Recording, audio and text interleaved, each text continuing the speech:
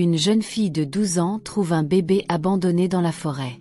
Avec sa mère mourante, elle risque tout pour ramener l'enfant à sa riche famille, découvrant que parfois, le plus grand courage vient de ceux qui ont le moins à perdre. Ada avançait prudemment à travers la forêt, ses petites mains déjà tachées de vert par les herbes qu'elle avait cueillies tout l'après-midi. À 12 ans, elle connaissait ces bois comme sa poche. Chaque sentier, chaque arbre portant les meilleurs fruits, chaque endroit où poussaient abondamment les plantes médicinales dont sa mère avait besoin. Le soleil se couchait, peignant le ciel de teintes oranges et roses qui filtraient à travers la canopée.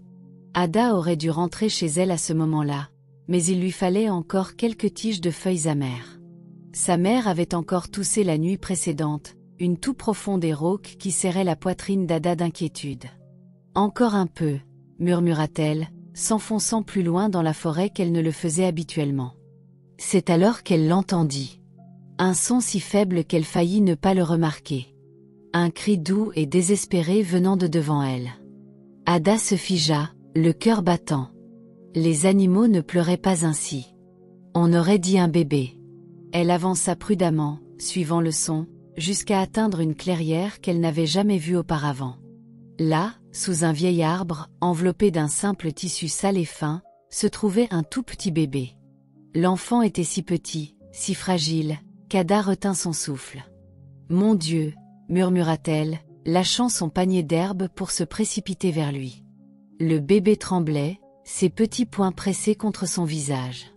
En s'agenouillant à ses côtés, Ada remarqua quelque chose qui brillait dans une de ses petites mains, une médaille dorée, différente de tout ce qu'elle avait vu auparavant. Elle était lourde, semblait coûteuse, ornée d'un lion et d'un bouclier gravé à sa surface. « Qui t'a laissé ici ?» demanda doucement Ada, prenant délicatement le bébé dans ses bras.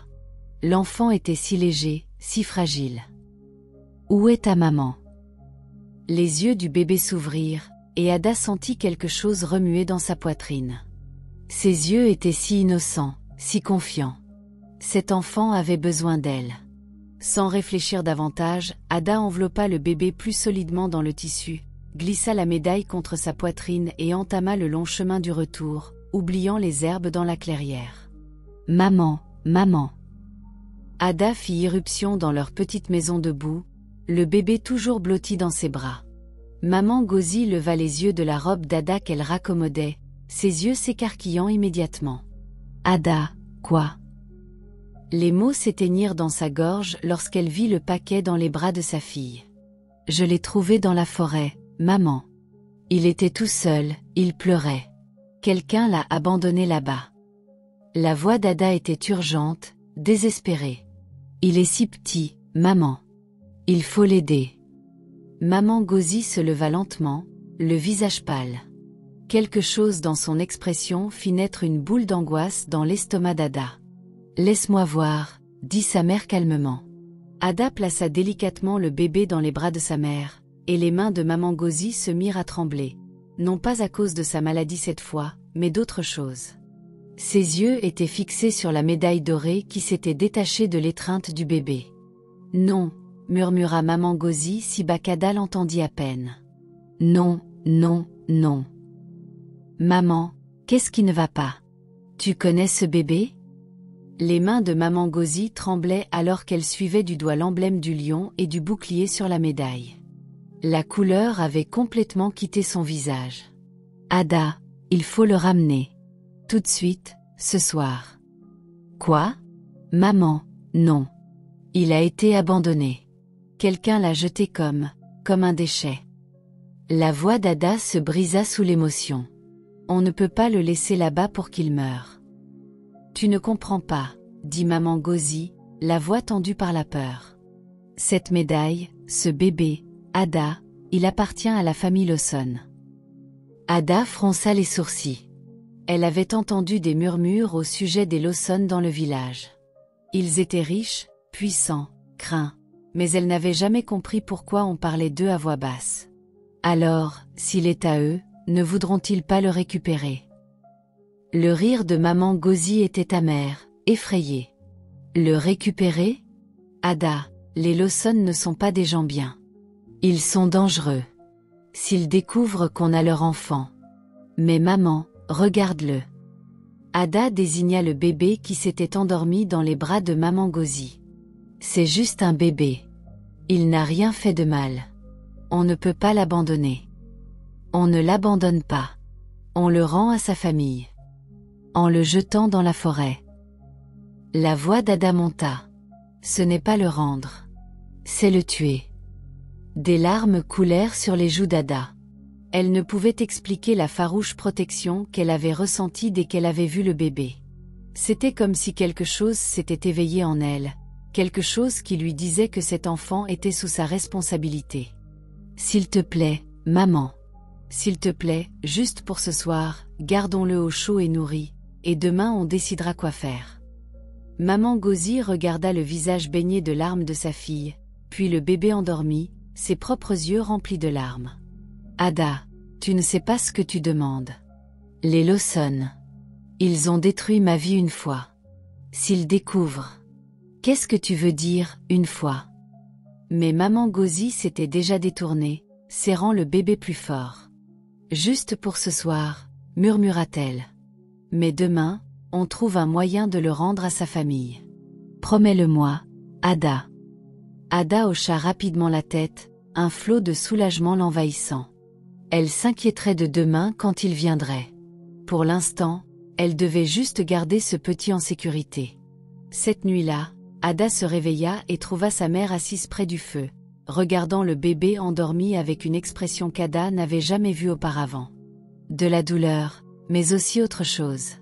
De la reconnaissance. Maman, ça va? Maman Gozi sursauta légèrement, puis tenta de sourire. Ça va, ma chérie. Je regarde juste le bébé dormir. Ada s'assit à côté de sa mère, étudiant son visage à la lueur du feu.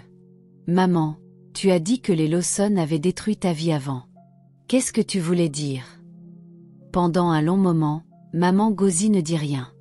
Puis, si Bakada dut tendre l'oreille pour entendre, elle commença à parler. J'étais jeune quand j'ai travaillé pour eux. Plus jeune que toi maintenant. Mes parents étaient morts, et j'avais désespérément besoin de travail. Les Lawson cherchaient une domestique, et ils payaient bien. Ada attendit, sentant qu'il y avait plus. J'ai travaillé là-bas pendant 2 ans. Jacques Lawson. Il n'était pas comme les autres. Il était gentil avec moi. Il me traitait comme une personne, pas comme un simple meuble. Mais sa femme. La voix de maman Gozi se durcit. Elle était cruelle, vindicative. Elle a fait de ma vie un enfer. Que s'est-il passé? Je ne peux pas tout te dire, Ada. Pas encore. Mais j'ai été accusée de quelque chose que je n'ai pas fait. Quelque chose de terrible. Et on m'a chassée. On m'a dit de ne jamais revenir, de ne jamais parler de ce qui s'était passé dans cette maison. Le bébé remua dans son sommeil, et la main de maman Gozi se tendit automatiquement pour caresser sa petite joue. Quand j'ai vu cette médaille, quand j'ai regardé son visage, Ada, je crois savoir qui est cet enfant. Et si j'ai raison, le garder ici est plus dangereux que tu ne peux l'imaginer. Ada sentit un frisson lui parcourir l'échine. Qui est-il, maman? Je pense qu'il pourrait être le fils de Jacques Lawson. Le fils que sa femme n'a jamais pu lui donner. 3 jours plus tard, Ada revenait du marché lorsqu'elle les vit. 2 hommes en costume coûteux traversaient le village, s'arrêtant pour parler aux gens. Même de loin, elle pouvait voir la tension dans leurs mouvements, la manière dont les gens reculaient à leur approche. Son cœur se mit à battre plus vite. Elle se cacha derrière l'étal de Madame Ama et écouta. « Nous cherchons un enfant disparu », disait l'un des hommes. « Un petit garçon. Il y a une récompense pour toute information. » La voix de Madame Ama était nerveuse. « Quel genre de bébé? Je veux dire, il y a beaucoup d'enfants dans ce village. Celui-ci serait spécial. Des vêtements coûteux, peut-être des bijoux. La famille est très riche. » Le sang d'Ada se glaça. Elle se rapprocha, restant cachée derrière les étals. Le second homme sortit une affiche et la montra à Madame Ama. Ada ne pouvait pas voir l'image, mais elle vit le visage de Madame Ama pâlir. « je n'ai rien vu de tel, bégaya Madame Ama. Mais Ada pouvait dire qu'elle mentait. Tout le village savait pour le bébé maintenant. Les gens chuchotaient à ce sujet depuis des jours, se demandant d'où Maman Gauzy avait eu cet enfant, pourquoi elle et Ada s'occupaient soudain d'un bébé. Alors que les hommes passaient à l'étal suivant, Ada entendit des bribes de leur conversation. Enlevé de la maison de son père. Le chef Lawson est hors de lui. Quiconque cache l'enfant sera arrêté. Ada n'attendit pas d'en entendre plus. Elle courut chez elle aussi vite que ses jambes le pouvaient. Maman. Elle fit irruption par la porte. Maman, ils sont là. Les hommes en costume. Ils le cherchent. Maman Gauzy était en train de nourrir le bébé, et ses mains se figèrent à ces mots. Quels hommes? Ils ont des affiches. Ils interrogent tout le monde dans le village. Ils disent que quiconque la sera arrêté. La bouteille de lait glissa des mains de Maman Gauzy, tombant bruyamment sur le sol. Son visage devint blanc. Mon Dieu! Mon Dieu! Ada, qu'avons-nous fait? Nous l'avons sauvée, protesta Ada. Nous lui avons sauvé la vie, mais ils penseront qu'on l'a kidnappée. Ils penseront que c'est nous qui l'avons pris à sa famille. La voix de Maman Gauzy montait, paniquée. Ada, tu ne comprends pas. Les Lawson ont du pouvoir. Ils peuvent nous faire disparaître. Ils peuvent. Un coup à la porte l'interrompit. La mère et la fille se figèrent. Gauzy, tu es là? C'était Monsieur Chucu, un de leurs voisins. Maman Gauzy enveloppa rapidement le bébé dans une couverture et le tendit à Ada. Cache-le, murmura-t-elle. Dans l'arrière-chambre. Pas un bruit. Ada prit le bébé et se glissa dans la petite pièce de rangement derrière la pièce principale. Son cœur battait si fort qu'elle était sûre que tout le monde pouvait l'entendre. Elle entendit sa mère ouvrir la porte. Monsieur Chucu, bonsoir. Gauzy, désolé de te déranger, mais il y a des hommes dans le village. Ils posent des questions sur un bébé disparu. Ils disent qu'il appartient à la famille Lawson. Je vois. Il y eut une longue pause. Puis Monsieur Chucu dit, Gauzy, les gens parlent. Ils disent que toi et Ada vous occupez d'un bébé depuis quelques jours. Un bébé apparu de nulle part. Les gens parlent trop, dit Maman Gauzy calmement. Je ne te juge pas, Gauzy. Tu es une bonne femme. Mais ces hommes, ils ne plaisantent pas. Si tu sais quelque chose sur ce bébé, sois prudente. Après le départ de Monsieur Chucu, Maman Gauzy s'assit lourdement sur son lit, tout son corps tremblant. Ada sortit de la pièce de rangement, le bébé toujours dans ses bras. Maman, qu'est-ce qu'on va faire? Maman Gauzy regarda sa fille, puis le bébé qui les regardait avec des yeux confiants. On va fuir.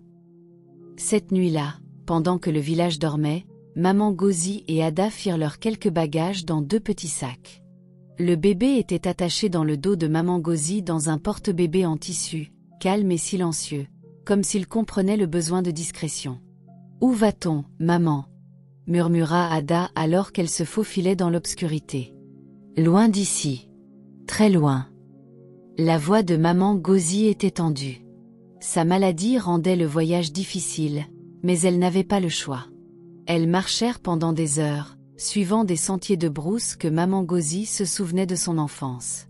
Le bébé dormait paisiblement contre le dos de sa mère, remuant parfois, mais ne pleurant jamais. C'était comme s'il savait qu'elles essayaient de l'aider.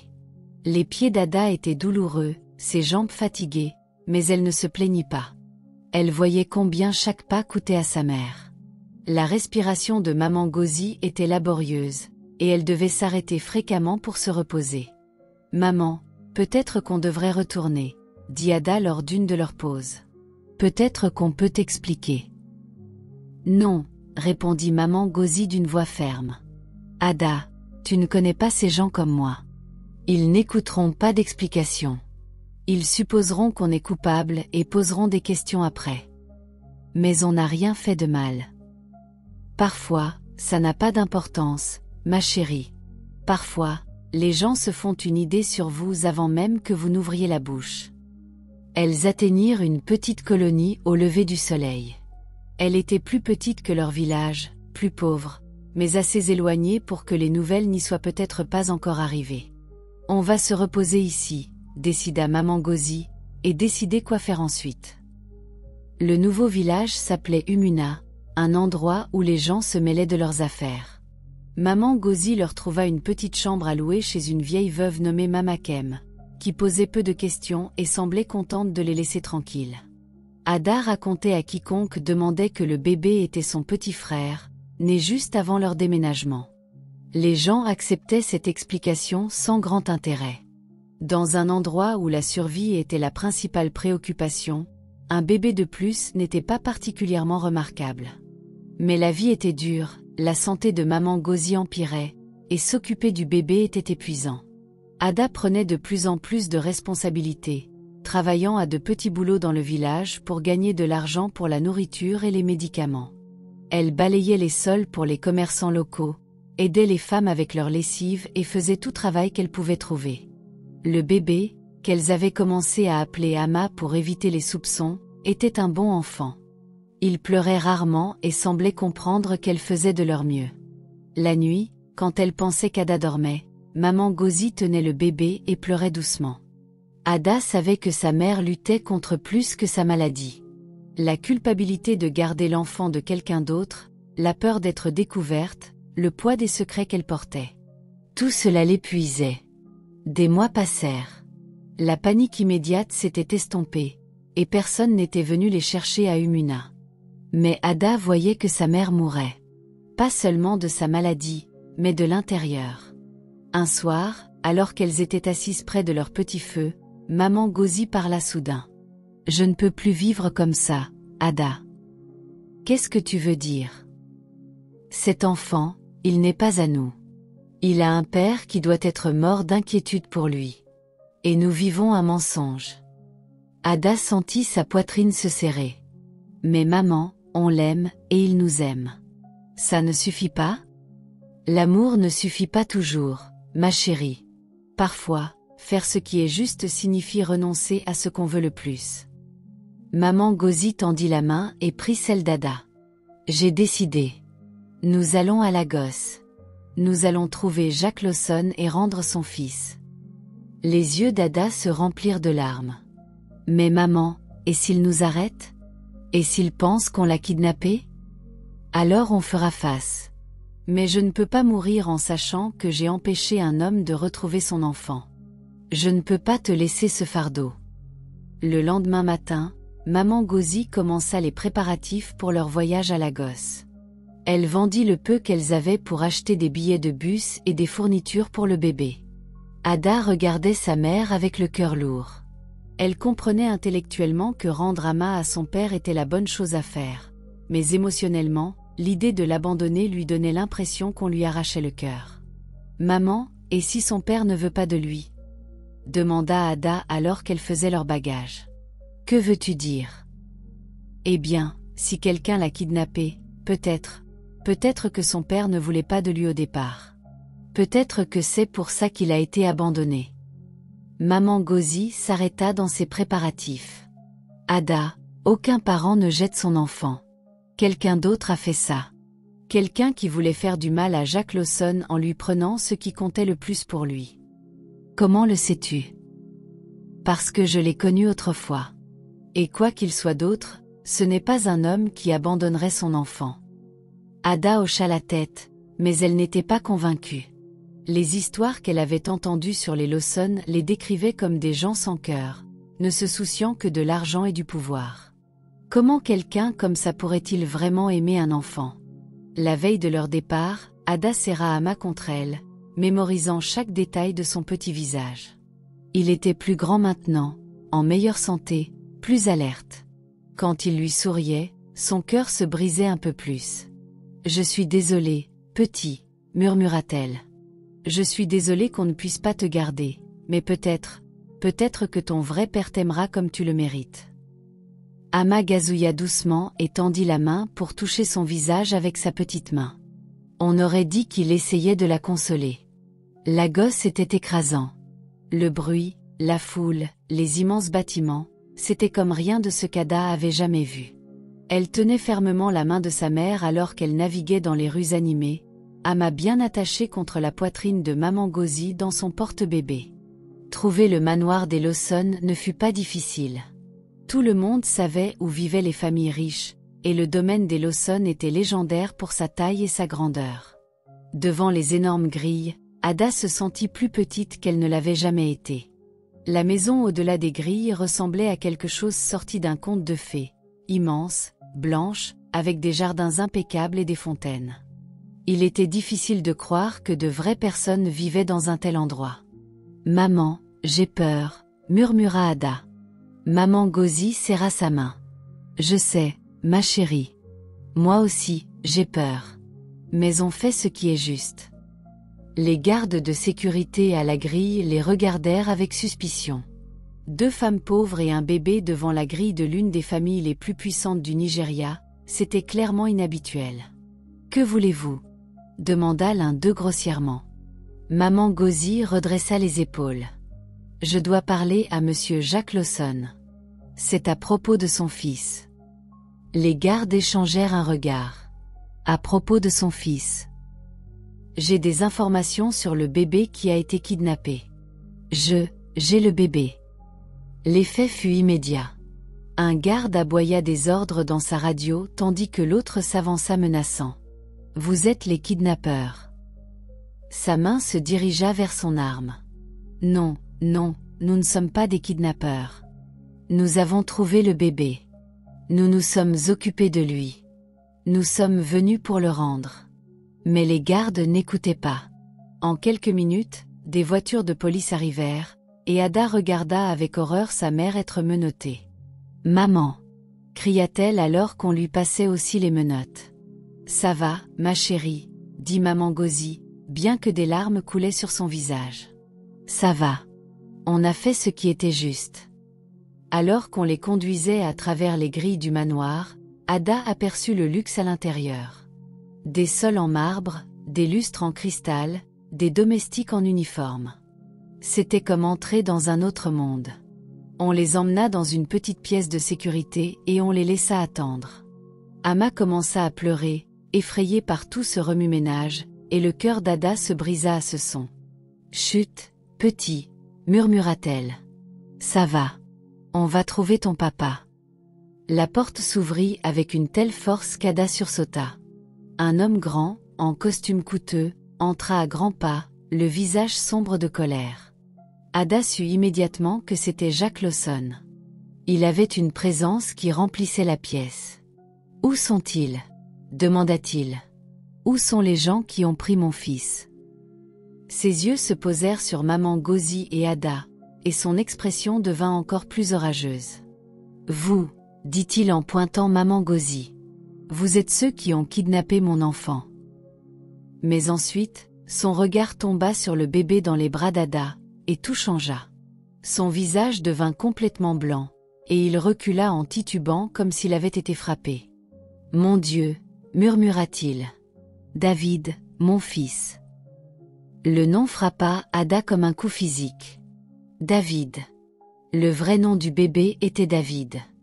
Jacques s'avança lentement, les mains tremblantes.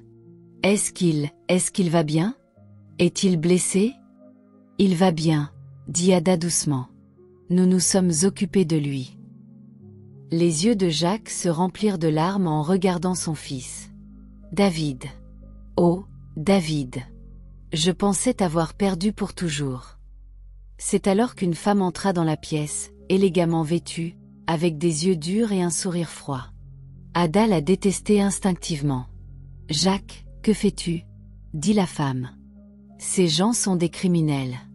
Ils ont kidnappé notre fils. » « Notre fils. » La voix de Jacques était tranchante. « Hélène, David n'est pas ton fils. Tu l'as bien fait comprendre quand Clara l'a ramené à la maison. » Le visage d'Hélène rougit. « J'étais bouleversée. Je ne voulais pas. Tu m'as dit que tu ne voulais plus jamais le voir. Tu disais qu'il était un rappel de ma trahison. » Ada observa cet échange avec une confusion croissante. Qui était Clara? Et pourquoi la femme de Jacques semblait-elle si en colère à propos du bébé? Ça n'a rien à voir, continua Hélène. Ces gens sont des criminels. Ils devraient être en prison. En fait, dit Jacques lentement, les yeux fixés sur maman Gauzy, je pense qu'ils pourraient être des héros. Au cours des heures suivantes, la vérité commença à émerger. Jacques avait engagé des détectives privés pour retrouver son fils, et ils avaient découvert une conspiration terrifiante. Ada était assise dans le bureau de Jacques, tenant David pendant que les adultes parlaient. Le bébé semblait reconnaître son père et tendait les bras vers lui, ce qui faisait monter les larmes aux yeux de Jacques à chaque fois. « Nous avons retrouvé ton frère, Hélène, » dit Jacques, la voix mortellement calme. « Nous avons retrouvé Samuel, et il nous a tout raconté. » Le visage d'Hélène pâlit. « Je ne sais pas de quoi tu parles. » Il nous a dit comment tu l'as payé pour prendre David, comment tu lui as ordonné de se débarrasser de mon fils. Ce n'est pas vrai. Il nous a montré les messages, Hélène. Les virements d'argent, tout. Jacques se tourna vers maman Gauzy, son expression s'adoucissant. Ma femme ne pouvait pas accepter que j'ai un fils avec une autre femme, alors elle a décidé d'éliminer le problème.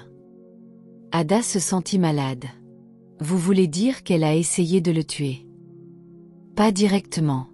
Elle a fait emmener David loin de la gosse par son frère et l'abandonner, en espérant qu'il ne survive pas. Le masque soigneusement composé d'Hélène se fissura enfin. Tu as amené cette femme dans notre maison, cria-t-elle. Tu as affiché ton aventure, ton enfant illégitime devant moi. Je t'ai tout donné, et tu m'as humilié. Alors tu as essayé de tuer un bébé innocent. Je n'ai pas essayé de tuer qui que ce soit. Je voulais qu'il disparaisse. Je voulais qu'il sorte de nos vies. La pièce devint silencieuse. Même Hélène sembla réaliser ce qu'elle venait d'avouer. La voix de Jacques était glaciale. Tu as tué Clara, n'est-ce pas? Après qu'elle a ramené David à la maison, tu l'as tué. Le silence d'Hélène fut une réponse suffisante. Sécurité, appela Jacques, appelez la police. Je veux que ma femme soit arrêtée pour meurtre et tentative de meurtre. Alors qu'Hélène était emmenée, criant toujours sur la trahison et l'humiliation, Jacques se tourna vers maman Gauzy. Je suis tellement désolé, dit-il. Je suis tellement désolé. Vous avez sauvé la vie de mon fils, et je vous ai fait arrêter. Maman Gauzy, qui était restée silencieuse pendant la majeure partie de l'épreuve, parla enfin. J'ai travaillé dans votre maison autrefois, monsieur Lawson, il y a de nombreuses années. Je sais de quoi votre femme était capable. Une lueur de reconnaissance passa dans les yeux de Jacques. Gauzy, la petite Gauzy qui aidait à la cuisine. Oui, monsieur. Mais vous n'étiez qu'une enfant quand vous travailliez ici. Que vous est-il arrivé? Pourquoi êtes-vous parti? La voix de maman Gauzy n'était qu'un murmure. Votre femme m'a accusé d'avoir volé ses bijoux. Je ne l'ai pas fait, mais personne n'aurait cru une pauvre domestique contre la maîtresse de maison. Jacques ferma les yeux. Je suis désolé. Je suis tellement désolé. J'aurais dû savoir. J'aurais dû vous protéger. Ça n'a plus d'importance maintenant, dit maman Gauzy. Ce qui compte, c'est que votre fils est en sécurité. Le stress et l'effort du voyage à Lagos avaient eu raison de maman Gauzy. Cette nuit-là, dans la chambre d'amis que Jacques avait insisté pour qu'elles utilisent, elle s'effondra. Ada se réveilla en trouvant sa mère luttant pour respirer, son visage gris de douleur. « Maman, maman, qu'est-ce qui ne va pas ?» Jacques apparut dans l'embrasure, attiré par les cris d'Ada. Il jeta un coup d'œil à maman Gauzy et appela immédiatement son médecin personnel. « Elle est très malade, » dit le médecin après l'avoir examinée. « Ses poumons sont gravement endommagés. Elle a besoin d'un traitement immédiat. » Jacques n'épargna aucune dépense. Il fit transférer maman Gauzy dans le meilleur hôpital de Lagos avec les meilleurs médecins que l'argent pouvait acheter. Mais même avec toute sa richesse et son pouvoir, il n'y avait qu'un certain nombre de choses possibles. Ada passait chaque instant possible au chevet de sa mère, lui tenant la main et parlant de tout et de rien. David, qui semblait sentir que quelque chose n'allait pas, était inhabituellement calme. « Ada, murmura maman Gauzy un soir, je dois te dire quelque chose. Garde tes forces, maman. Non, écoute. Je dois que tu comprennes pourquoi j'ai fait ça, pourquoi j'ai amené David ici. Ada se pencha plus près. J'ai perdu ma chance d'avoir une famille autrefois. Quand j'étais jeune, je pensais que peut-être monsieur Jacques et moi, mais sa femme a veillé à ce que ça n'arrive jamais. Elle a détruit toute chance de bonheur, ma chérie. Mais je ne voulais pas détruire la sienne. David mérite de connaître son père. Et toi, tu mérites mieux que la vie que je pouvais te donner. Je ne veux pas d'une vie meilleure. Je te veux, toi. Maman Gauzy sourit tristement. Je sais, ma chérie, mais parfois l'amour signifie lâcher prise. Elle serra la main d'Ada. Monsieur Jacques est un homme bon. Il prendra soin de toi et de David. Et peut-être que tu auras la famille que je n'ai jamais pu te donner. 3 jours plus tard, maman Gauzy s'éteignit paisiblement dans son sommeil, Ada tenant une de ses mains et Jacques l'autre. Les funérailles furent magnifiques. Jacques insista pour avoir le meilleur de tout. Des fleurs, de la musique, une cérémonie qui honorait la mémoire de maman Gauzy et son sacrifice. Tout le village d'Umuna vint rendre hommage, et même des gens de leur village d'origine firent le voyage. Ada se tenait à côté de Jacques alors qu'on descendait sa mère dans la terre, des larmes coulant sur son visage. David était dans ses bras, calme et solennel, comme s'il comprenait la gravité du moment. « C'était une héroïne », dit Jacques doucement. « Elle a sauvé la vie de mon fils et n'a rien demandé en retour. » Après les funérailles, Jacques tint une conférence de presse. Il se tint devant les caméras et les journalistes et raconta la vérité sur le crime d'Hélène, sur le rôle de Samuel dans l'enlèvement, sur le sacrifice de maman Gauzy. « Cette femme, dit-il en montrant une photo de maman Gauzy, a sauvé la vie de mon fils. Elle était pauvre. Elle était malade. Et elle avait peur. Mais elle a fait ce qui était juste. Elle a ramené David à moi. » Il s'éclaircit la gorge, la voix lourde d'émotion. « Ma femme et son frère ont été arrêtés pour meurtre et tentative de meurtre. Ils feront face à toute la rigueur de la loi, mais aucune punition ne peut défaire la douleur qu'ils ont causée ou ramener les vies qu'ils ont prises. » L'histoire domina les nouvelles pendant des semaines. L'opinion publique était massivement du côté de maman Gauzy. Elle fut saluée comme une héroïne, une femme qui avait tout risqué pour sauver un enfant innocent. Hélène et Samuel furent condamnés à la prison à vie. Le divorce de Jacques fut rapidement finalisé, et il fit clairement savoir qu'il ne voulait plus jamais revoir son ex-femme. « Tu n'as pas à rester dans les quartiers des domestiques, » dit Jacques en montrant à Ada et David le manoir. « Tu peux avoir la chambre que tu veux. C'est chez toi maintenant. » Ada regarda autour d'elle les environs opulents, luttant encore à croire que c'était réel. « Je ne sais pas, monsieur Jacques. Cet endroit est si grand, si chic. Je ne suis qu'une fille de village. »« Tu es la fille qui a aidé à sauver mon fils, » dit Jacques fermement. « Tu es la fille de la femme qui a donné sa vie pour protéger David. Tu as ta place ici. » Ada choisit une chambre près de la nurserie, voulant rester près de David. Elle était plus grande que toute la maison qu'elle avait partagée avec sa mère, avec sa propre salle de bain et une vue sur les jardins. Les premières semaines furent difficiles. Ada se sentait déplacée parmi les domestiques et le luxe. Elle était habituée à travailler pour tout ce qu'elle avait, et maintenant elle avait plus que ce dont elle avait jamais rêvé. Mais peu à peu, elle commença à s'adapter. Jacques était patient et gentil, ne la faisant jamais se sentir comme un fardeau. Il engagea des tuteurs pour poursuivre son éducation et s'assura qu'elle avait tout ce dont elle avait besoin. Plus important encore, il la laissa continuer à s'occuper de David. Le bébé s'était attaché à elle pendant les mois passés ensemble, et il était clair qu'il la voyait comme sa sœur, sinon sa mère. « Tu es la seule mère qu'il ait jamais connue, » dit Jacques un soir alors qu'il regardait David jouer avec ses jouets. « Je ne veux pas changer ça. »« Mais je ne suis qu'une enfant moi-même, » protesta Ada. « Tu es plus sage que ton âge. Ta mère t'a bien élevée. » Ada sourit tristement. Elle l'a fait, n'est-ce pas? Au fil des mois, Ada remarqua des changements chez Jacques. L'homme dur et concentré sur les affaires qu'elle avait rencontrées au début s'adoucissait. Il passait plus de temps à la maison, plus de temps avec David, et de plus en plus de temps avec elle. « Parle-moi de ta mère », dit-il un soir alors qu'ils étaient assis dans le jardin, regardant David ramper sur une couverture. Les yeux d'Ada se remplirent de larmes, mais c'étaient de bonnes larmes. C'était la personne la plus forte que je connaissais. Même quand elle était malade, même quand nous n'avions rien, elle n'a jamais abandonné. Elle trouvait toujours un moyen d'améliorer les choses. Elle semble merveilleuse. Elle l'était. Elle aurait aimé voir David ici, en sécurité et heureux. Elle s'inquiétait tellement pour lui. Jacques resta silencieux un moment. « Ada, j'espère que tu sais que tu n'es pas ici juste à cause de David. Tu es ici parce que tu es de la famille maintenant. De la famille.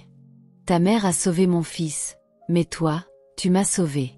Tu m'as montré ce qu'est le véritable amour, ce que signifie le sacrifice. » Ada rougit. « Je ne comprends pas. J'ai été entourée toute ma vie de gens qui voulaient quelque chose de moi. De l'argent, du pouvoir, du statut. Mais toi et ta mère, vous ne vouliez rien. Vous vouliez juste faire ce qui était juste. » Il tendit la main et prit la sienne. « Je sais que tu es jeune, et je sais que ça peut sembler étrange, mais je t'aime, Ada, pas seulement comme la gardienne de David, mais comme une fille.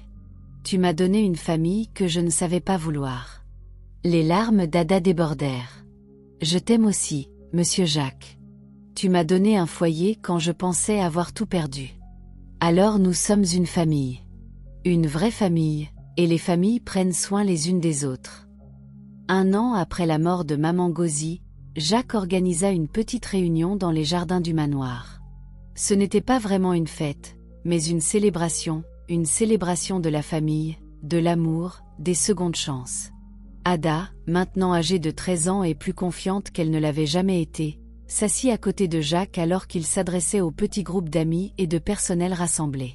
« Il y a un an, je pensais avoir tout, » commença Jacques. « J'avais de l'argent, du pouvoir, une belle maison, mais j'étais vide à l'intérieur. J'avais perdu mon fils, et je ne le savais même pas. » Il baissa les yeux sur David, qui était assis sur les genoux d'Ada, babillant joyeusement. Puis deux femmes remarquables sont entrées dans ma vie, Maman Gauzy et Ada. Elles n'avaient rien. Pas d'argent, pas de pouvoir, pas d'influence. Mais elles avaient quelque chose que j'avais perdu. De la compassion, de l'amour, le courage de faire ce qui est juste, même quand c'est difficile. La voix de Jacques se chargea d'émotion. Maman Gauzy a donné sa vie pour sauver mon fils. Elle l'a ramené à moi alors qu'elle aurait pu le garder pour elle. Elle m'a appris que la véritable force n'est pas d'avoir du pouvoir sur les autres. C'est d'utiliser le pouvoir qu'on a pour protéger ceux qui ne peuvent pas se protéger eux-mêmes. » Il regarda Ada, et elle vit des larmes dans ses yeux. Et Ada m'a appris que la famille n'est pas une question de sang. C'est une question de choix. C'est une question d'amour. C'est se présenter tous les jours pour les gens qui comptent le plus. Jacques se leva et leva son verre. « Alors, ce soir, je veux faire une annonce.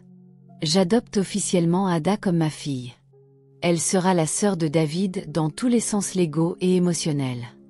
Et ensemble, nous allons construire le genre de famille dont Maman Gauzy aurait été fière. » La petite foule applaudit, et Ada sentit son cœur gonfler de bonheur. Elle baissa les yeux sur David, qui tendait la main pour toucher son visage avec ses petites mains potelées. « Tu as entendu, petit frère ?» murmura-t-elle. « On est une famille maintenant. Une vraie famille. » Jacques se rassit à côté d'elle et passa son bras autour de ses épaules. « Ta mère serait fière, » dit-il doucement. « Je sais, » répondit Ada. Elle disait toujours que l'amour trouve un chemin. Je suppose qu'elle avait raison. Alors que la soirée avançait et que les invités commençaient à partir, Ada se retrouva seule avec Jacques et David dans le jardin. Le bébé s'endormait, et Jacques le tenait près de lui. « Monsieur Jacques, » dit Ada. « Juste Jacques, ma chérie, ou papa, si tu te sens à l'aise avec ça. » Ada sourit. « Papa, j'aime ça. » Elle marqua une pause. « Papa, Tu penses que maman peut nous voir maintenant? Jacques leva les yeux vers les étoiles qui commençaient à apparaître dans le ciel qui s'assombrissait. Je pense qu'elle peut, et je pense qu'elle est heureuse. Moi aussi, je pense. David s'était endormi dans les bras de Jacques, et Ada tendit la main pour caresser ses cheveux doux.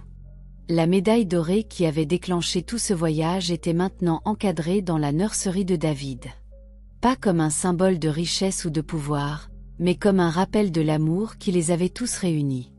Nous sommes venus ici pour rendre un bébé, dit Ada doucement, faisant écho aux mots qui avaient toujours été dans son cœur. Mais nous avons trouvé une famille. Jacques sourit et la serra plus près. Oui, c'est vrai. Nous nous sommes trouvés. Alors qu'ils étaient assis ensemble dans le jardin paisible, entourés du luxe qui avait autrefois semblé si étrange et effrayant, Ada réalisa que sa mère avait eu raison sur tout. L'amour avait trouvé un chemin. Il les avait conduites à travers les forêts les plus sombres, sur des sentiers dangereux, et au cœur de leur plus grande peur. Mais il les avait aussi ramenées chez elle. Le petit bébé qui avait été jeté comme un déchet dormait maintenant paisiblement dans les bras de son père, en sécurité et aimé. La femme malade qui avait tout sacrifié pour un enfant qui n'était pas le sien avait trouvé sa propre forme d'immortalité dans la famille qu'elle avait aidé à créer. Et la jeune fille effrayée du village qui avait suivi son cœur dans l'inconnu avait découvert que parfois, les endroits les plus inattendus peuvent devenir un foyer. Sous les étoiles, avec la respiration douce de David comme seul son dans le jardin paisible, Ada murmura une prière de gratitude à sa mère. Ils avaient commencé ce voyage avec rien d'autre que l'amour, et d'une manière ou d'une autre, cela avait suffi à tout changer. Le lion avait trouvé sa famille, et sa famille avait trouvé son chemin de retour. Cette histoire nous rappelle qu'on ne sait jamais qui lutte silencieusement contre une bataille difficile. Soyez bienveillants. La femme qui lutte pour mettre de la nourriture sur la table pourrait s'occuper de l'enfant de quelqu'un d'autre. La fille qui fait des petits boulots dans le village pourrait porter des fardeaux bien plus lourds que ses années.